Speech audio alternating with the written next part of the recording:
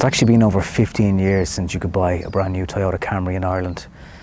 It's back. It's very, very good.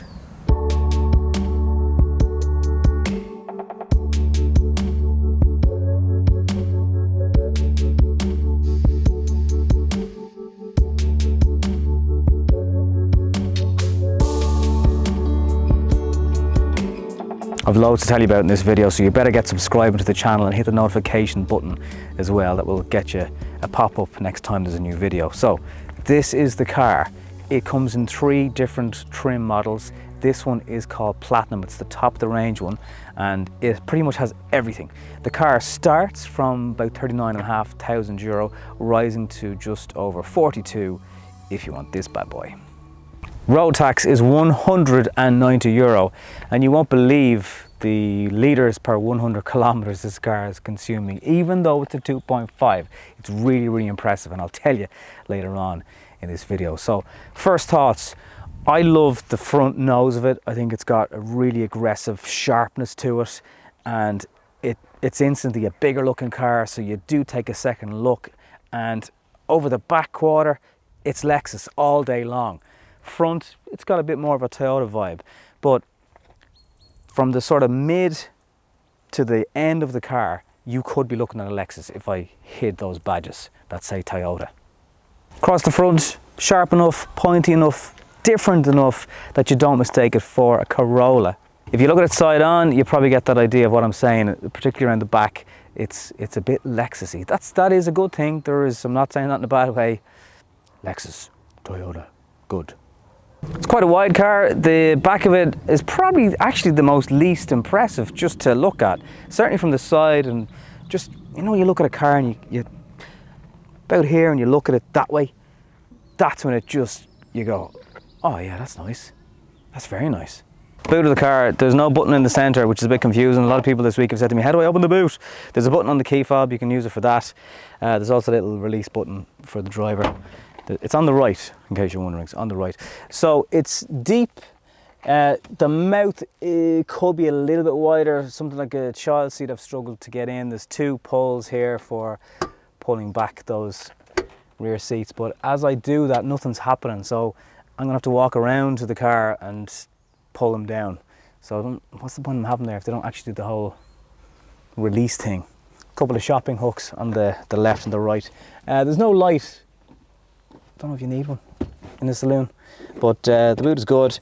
You can lift this floor thing and you get a hydraulics, a load of hydraulics if you ask me. Not a hydraulics, but this tire puncture repair stuff. Bring back the tires, spare tires. There's a Toyota safety kit that you get in the car. I presume there's first aid stuff in there. And you get a jack.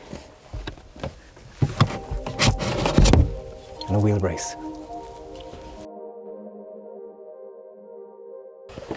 Huge positive about the boot though, it's 541 litres, which I think is probably the best in class or somewhere around there. It's very deep, but that is a pity about the seats that you have to do that. So yeah, I've released them. Now they'll come down and they are pretty flat, but come and see the butt. So because that mouth there from the boot is kind of holding the parcel shelf and stuff up, it means it's not as wide as you'd normally get, and these side bits obviously don't go fully flat, so they're kind of in the way. So it's not the widest section that you'll be able to shove stuff through if you're, I don't know, going to IKEA or whatever, but there's definitely a nice flatness from the seats, so that bit is good.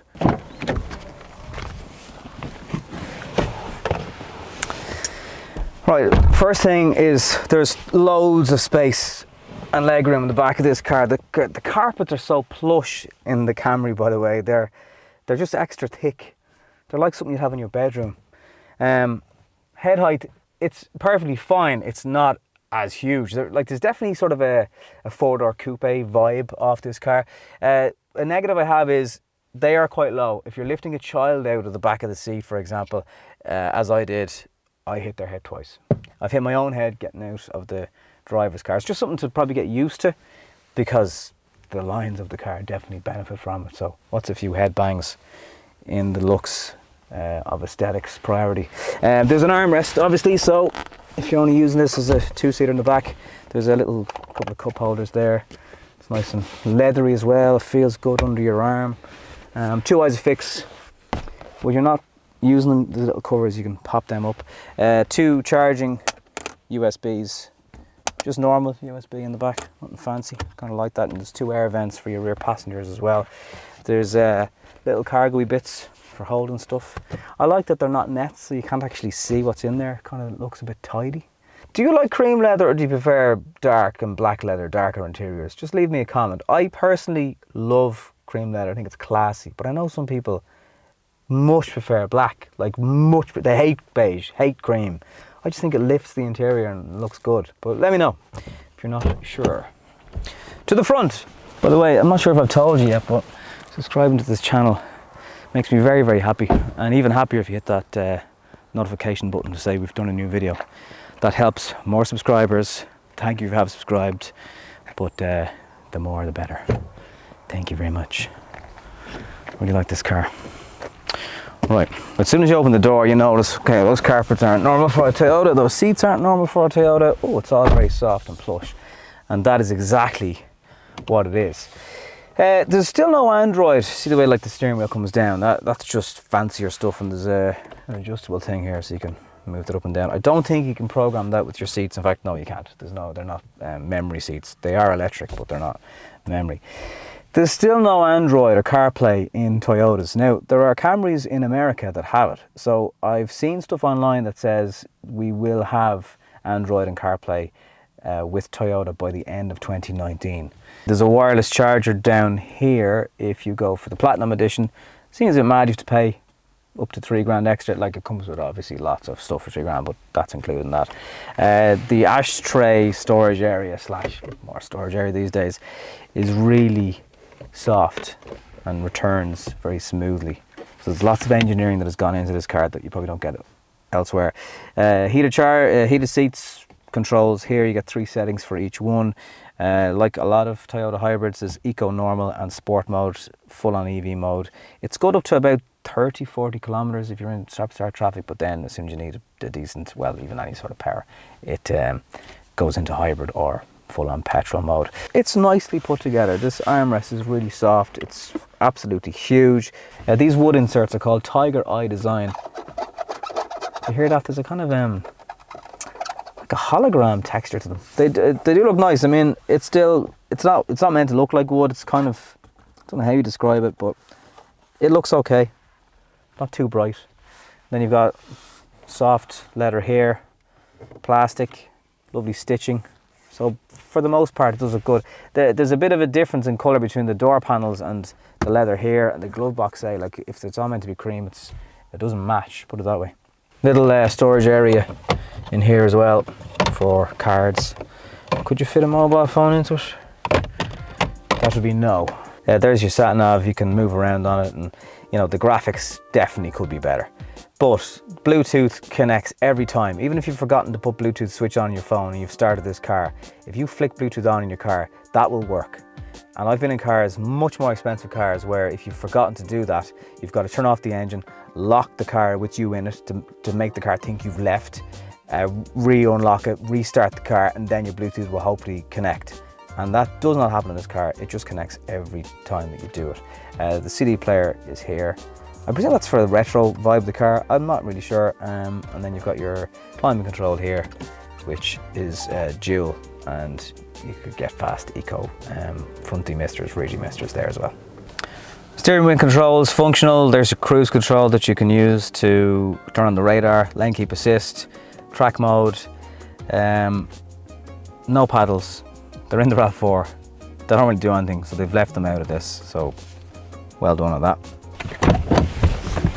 So there's 3 model trims in the Camry. The starting price is €39,500. It's €3,000 extra for this Platinum model, which gets you larger 18-inch alloy wheels, full normal beam and high beam LED headlights. They do all come with LED though, and you get daytime running lights on the front. Are you getting huge amount extra for €3,000? Well, you're getting the leather seats, but you do get them if you go for the Sol model.